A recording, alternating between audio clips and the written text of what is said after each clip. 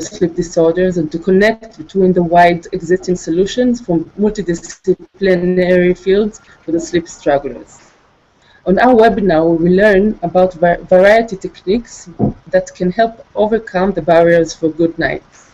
I'm glad to introduce our two speakers of today. Dr. Yashu is an integrative medical doctor who helps people to sleep better with the sleep kits. Julie Smith is the founder of the Success Through Stillness approach and creator of Peaceful Sleep program. Anna will visualize our talk with her great design. I'd like to start with Dr. Yashu. Thank you again for joining us. Can you tell us about your background? Certainly. So I'm a medical doctor and I specialize in integrative medicine.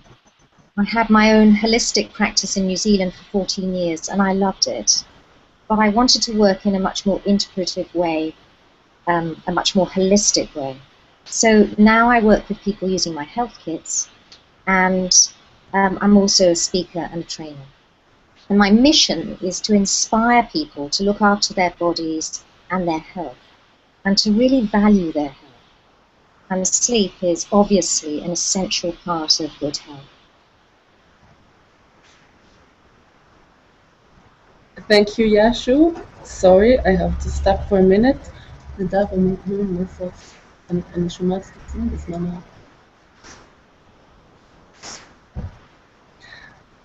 Julie? Next question.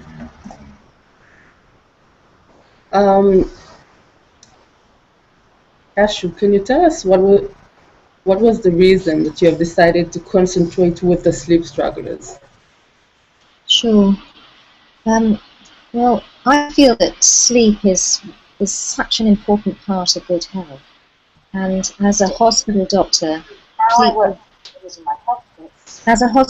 sleep was sacred to me. And I used to work every third night and spend many nights being woken up throughout the night. And that gave me sympathy for people with sleep problems.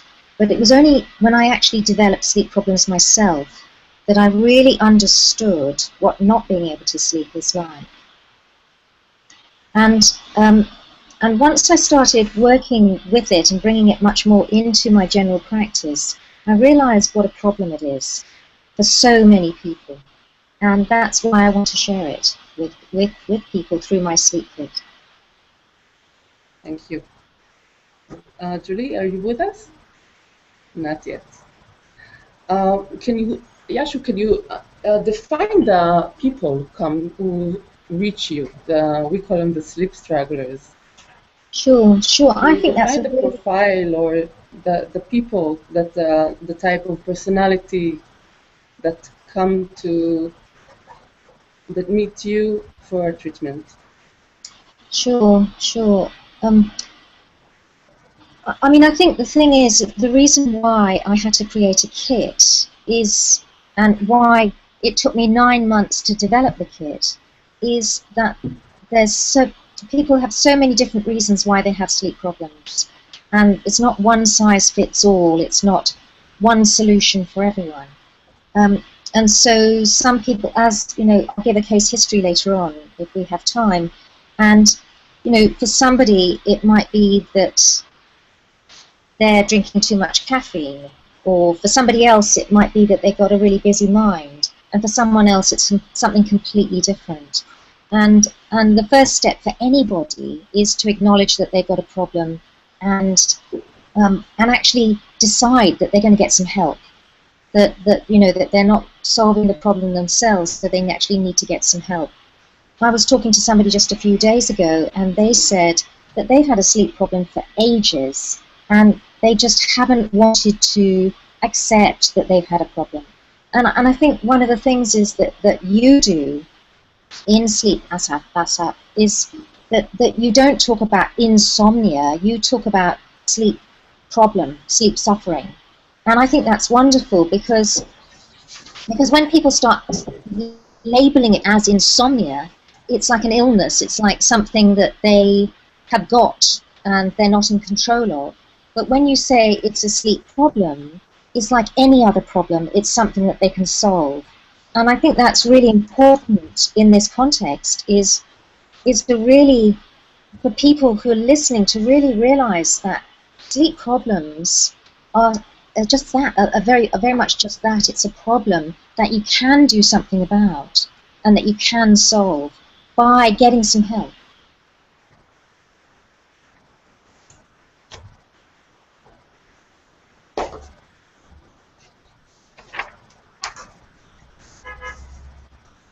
Can you tell me about the stage of, you talked about acknowledgement.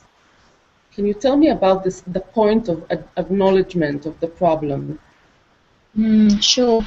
Well, I mean, the point, the reaching point that they understand that they have something that sometimes I know people are struggling with their sleep for years, and I would like to know which is the point that they acknowledge that it is something that you can deal with, and they're asking for your help.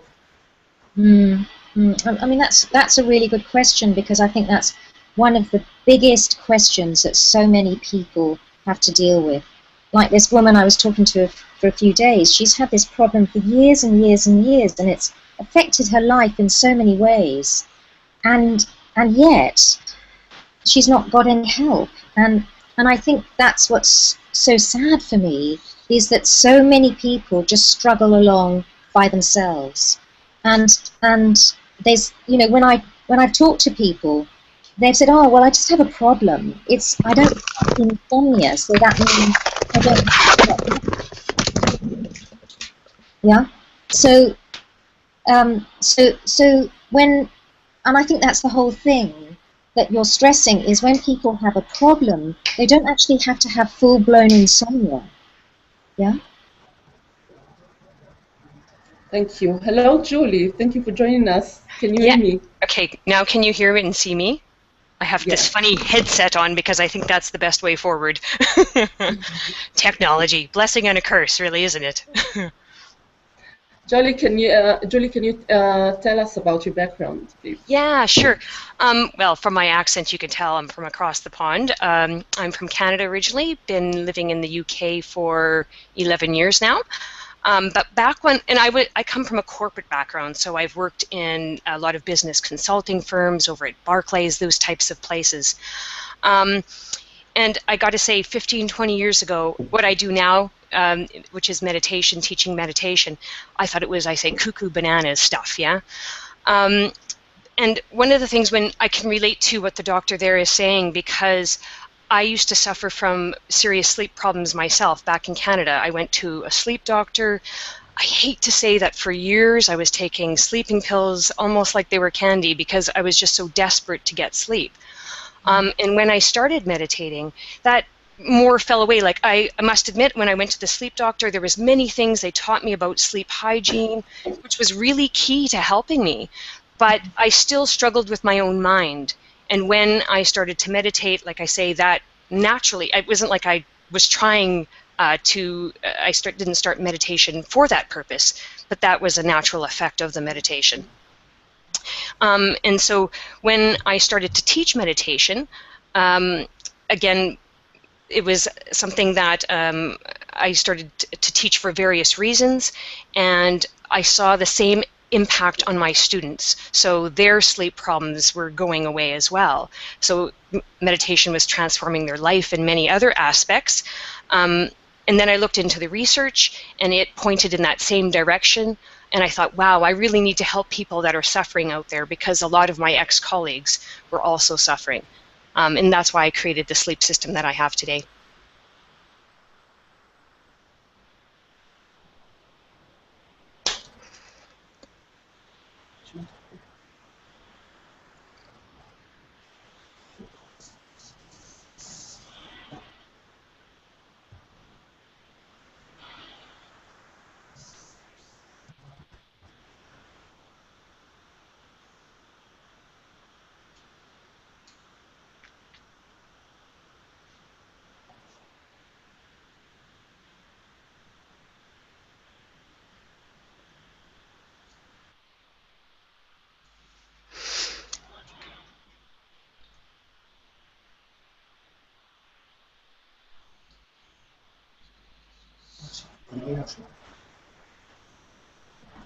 Mm-hmm.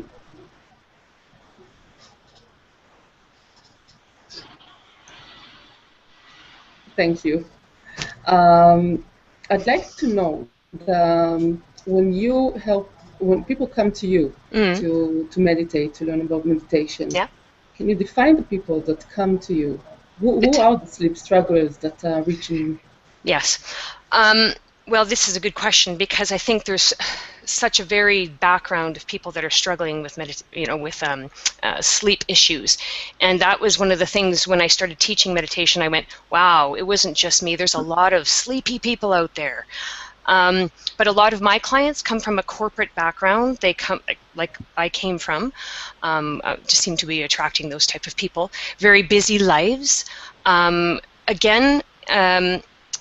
A lot of times, I think the three main things that I see is people that are struggling to get to sleep. People like the problems they're having. They wake up in the middle of the night, or they're feeling when they wake up, they're not even feeling refreshed. Like, did I even sleep? Mm-hmm.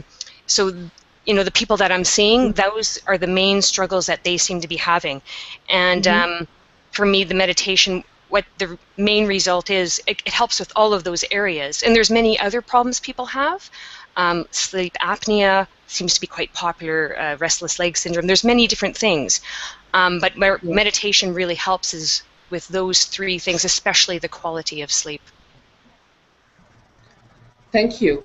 And I would like now to know about, to learn about the methods, the tools that you both provide sleep strugglers. Yashu, I'd like to start with you.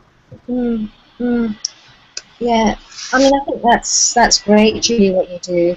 I'm really a fan of meditation, and that's one of the things that ultimately I want to share with people.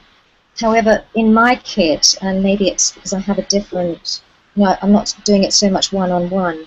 I do a lot of guided relaxations and guided visualizations. I'm an NLP trainer as well, and I use NLP and hypnosis and things like that, those sorts of tools to help people relax, because I mean, I'm a meditator, and meditation is something that's core for my life, and I love it. It's incredible. But I think that so many people, by the time that they get, I think in Julie's situation it's different from the situation of those people that I have worked with. Except once again, I work with a broad spectrum of people. So when people haven't meditated and they don't want to meditate, a good way to start is doing guided relaxations and guided visualizations. And I have story time. I've recorded a story, and people can listen to that, and that's free, and it's on your Facebook page. So it's all about calming the mind, because as we know, insomnia is otherwise known as hyperarousal disorder, and it's that busyness of the mind. And when you look at the brain waves of a busy mind, they're much faster than the brain waves of sleep, and then deep sleep. So what we're doing is we're trying to get, both Julie and myself, we're trying to get people to slow their minds down so that they can drop more easily into sleep, into light sleep and then deep sleep. Thank you very much. Julie, can you tell about your tools? I'm really interested about how people, you talked about the cooperation and the rhythm that the high rhythm that people come to you to relax themselves. Can you tell us how people adjust those techniques that are quite the opposite of the rhythm of their daily life? How do they adjust to this technique? Okay, you're cutting out in here and there, but I think I got the gist of your conversation or your question. And you're right. A lot of people. Want me to repeat myself? No, it's fine. I think well, unless I'm really veering off and out answering your question, yeah. I think it's just the connection. But last night I just taught a group of people where it's just what you're talking about. It's almost like we we've trained ourselves so much to just be busy, busy, busy. We can't let go of that. And the techniques I use, so all meditation, there's research that says any meditation, whether it's in the morning or at night, the technique will help improve your sleep. But I focus on very specific methods of meditation that help promote sleep. And one of those key principles I use is that of releasing. So it is retraining ourselves to actually let go. I call it letting go of the day before you go off to sleep. Highly important, and it's almost counterintuitive for people, especially when they're just running around all day. So that it actually is a training because it's habitual. It's not our natural way. I'm teaching people to work more harmoniously with their body instead of against it. Yeah. So using the power of our mind and actually tuning in, it's awareness. Like, wow, I've got all this tension, this busyness, and this ability to release. So that's one of the main principles. The other one is about elevating emotion.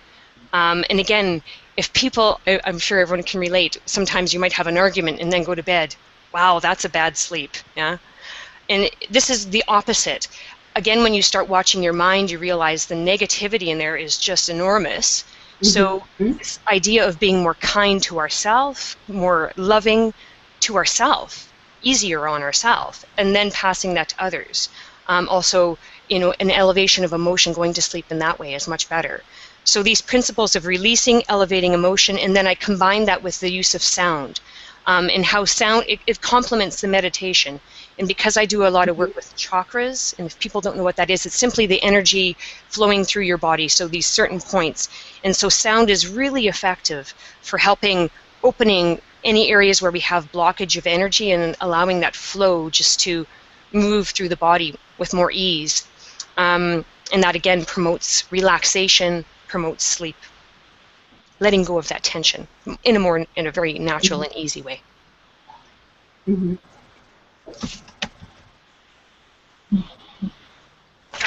Thank you, Julie. Yashu, can you tell us about the feedback that you're getting with from people that have adjusted your techniques? What are the reports about the new adjustment? Well, that's really interesting because I think of problems with sleep as like a red light that comes on in the car, like a red light that comes on in the car, and a lot of people go to the doctor and they want to get a sticky plaster to plaster over that red light. In other words, they want a quick fix and they want to get rid of it and for it not to be there. And what I'm teaching, and by the sounds of it, what Julie does too, is to say, what is the gift here? What is the gift of insomnia? And a lot of people don't see that right up front and don't want to see it because they just want a quick fix. But what the thing that I'm finding really exciting is when people get into working with their mind and working with everything and seeing insomnia in a different way and not wanting that pharmaceutical fix, that pill. They are seeing it as a gift. They're seeing it, as Julie says, it might be that their lives are frantic and they're just too busy. It might be that they're waking up at night worried that, one person was waking up at night worried that she was being bullied at work. And during the day she kept herself so busy so she wouldn't have to deal with it. And it was only at night time that it came out to bite her, so to speak. And by having that opportunity of tossing and turning in bed, not being able to go to sleep, worrying about this issue, made her go and get help. And then she realized that she didn't want to put up with that, and she didn't need to put up with that. And she left her job, got another job, and broke that cycle of being bullied. So she looked back at it, and it was such a gift to her. And somebody else was doing a job. I'm being very mindful that I don't break confidence here, but somebody else was doing a job that was really, really creative, but wasn't bringing any money in. And during the day was so busy rushing around trying to do this amazing dream job, but at night time was like frantically worried about the fact that how was he going to pay the rent next week. And once again, he went and got help from a counsellor and realised he needed to have more balance in his life, that he needed to have, X number of days making the money and then X number of days being creative. And so once again, he saw that problem sleeping as a gift. And I think the whole thing is, in our quick fix culture, so many people just want that quick fix. They want it to go away because they just want to get on with their life. They see that problem sleeping as an annoyance. Whereas if you can just stop and say, okay, the red light's come on in the car, what does that mean? Let's stop, go back to the drawing board and see what's happening. And again and again and again, people that I've worked with see it as a gift. Thank you, Yashu. I would like to talk also with Julie about this red light. Can you talk about the red light that you're meeting? You talked about your personal red light that you have experienced. Yes. Well, and I think Dr. Yashu is completely right. It's this thing where, again, when I work with people with meditation, it's not any kind of alarm. It's just, yes, like she said, an indicator. Something is wrong. Let's check it out. If you have that mindset, instead of getting, like I say, kind of frenzied about it, because people are already frenzied enough. There's a lot of anxiety around even the notion of sleeping lots of times, because it's become a habit. Oh no, I have to go to sleep, and this forcing this, yeah. And I see clients just like she's talking about as well, where it's almost, I mean, they've come to me and said, like, this has given me my life back. Because when you're at that point, when you're exhausted, you're irritable. One of my clients, it was affecting her relationship with her husband. It was, the sex drive included in that, but also relationships with people. She was underperforming at work, and just felt like this was exhausting depleting all of her energy. So when she felt like she was in control again of her own mind, and it was very hard. I remember when she first came to even get her to that point to think that she was doing it to herself, really, and that gave her power back. Then saying, okay, if I'm doing this to myself, then I can retrain myself. And this is another good point that Dr. Yashu made, is that it's not a quick fix. A lot of people I see, yes, it'll improve their sleep like immediately, but you have to work with it, and over time, that's where the transformation comes, and you feel like I actually have control of my sleep again and control of my life, and that's such a blessing when people start to experience that. Great, Julie. And with that sentence, I would like to close it with the very important question: what would be your answer for the people who really look for the quick fix? People that are lacking patience and looking for, and yes. sometimes not aware that it's time that they'll that it's worth to give all this time to the process. Yes. Can you give in a sentence the answer for the people who would like the quick fix? For myself first, yeah. Yashu, can we start with you? Okay. Well, firstly, I'd just like to say I completely understand why they want that quick fix. However, don't miss this opportunity. That's what I would say. This is like your whole body, your body, mind, and spirit saying, stop, go back to the drawing board, look at the problem, and take this opportunity to look at what's really going on. Thank you. Julie? Yes, I would agree. But I do think there is something, like I said, most people that try meditation, it is something that helps them right away. But you have to stick with it in the long term. What I would say is, I would love them all to come to me. That's fantastic. But what is key is that they find someone that resonates with them. If that's me, great, I'm here. If not, find somebody that resonates with you and stop, how do I say, being a victim to it, and know that you can do something about it, and just go out and seek something and find someone that resonates with you. That's the key. Try something and try it now. Stop thinking about doing something, and just, there's many things that could potentially help. So take control and empower yourself. That would be the closure for this session. Yes. Thank you very much, Yashu and Julie. Anna, let's see our drawing, the translation for our session. Wow, beautiful.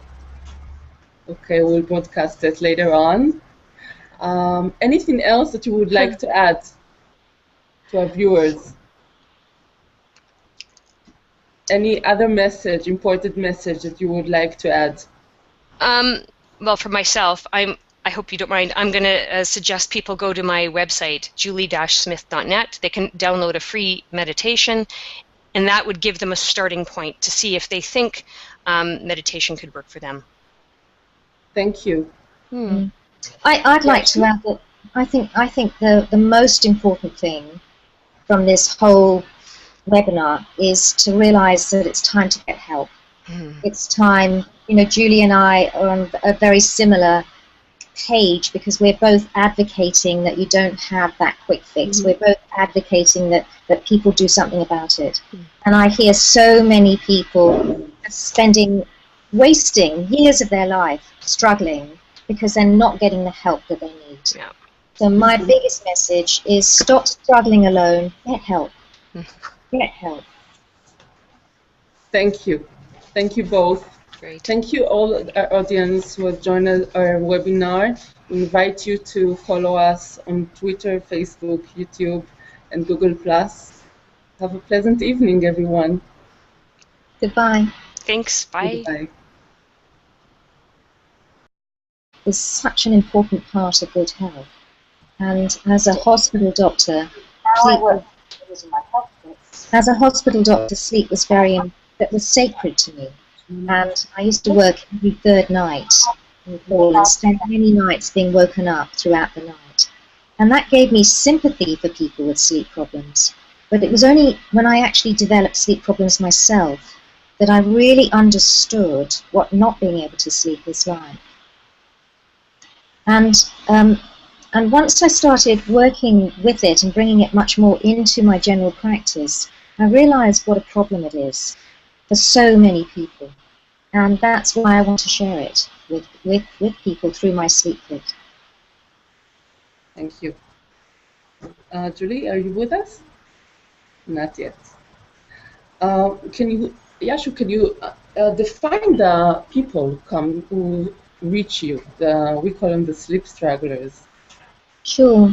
I think that's the profile or the people that the type of personality that meet you for treatment. Sure. I mean, I think the thing is, the reason why I had to create a kit and why it took me 9 months to develop the kit, is that people have so many different reasons why they have sleep problems. And it's not one size fits all, it's not one solution for everyone. And so some people, I'll give a case history later on if we have time, and for somebody it might be that they're drinking too much caffeine, or for somebody else it might be that they've got a really busy mind, and for someone else it's something completely different. And the first step for anybody is to acknowledge that they've got a problem. Sleep disorders, and to connect between the wide existing solutions from multidisciplinary fields for the sleep strugglers. On our webinar, we will learn about variety techniques that can help overcome the barriers for good nights. I'm glad to introduce our two speakers of today. Dr. Yashu is an integrative medical doctor who helps people to sleep better with the sleep kits. Julie Smith is the founder of the Success Through Stillness approach and creator of Peaceful Sleep program. Anna will visualize our talk with her great design. I'd like to start with Dr. Yashu. Thank you again for joining us. Can you tell us about your background? Certainly. So I'm a medical doctor and I specialise in integrative medicine. I had my own holistic practice in New Zealand for 14 years and I loved it. But I wanted to work in a much more integrative way, a much more holistic way. So now I work with people using my health kits, and I'm also a speaker and a trainer. And my mission is to inspire people to look after their bodies and their health, and to really value their health. And sleep is obviously an essential part of good health. Thank you, Yashu. Sorry, I have to stop for a minute.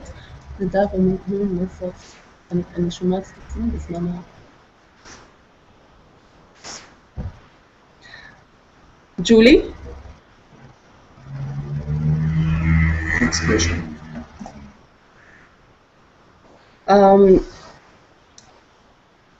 Yashu, can you tell us what was the reason that you have decided to concentrate with the sleep strugglers?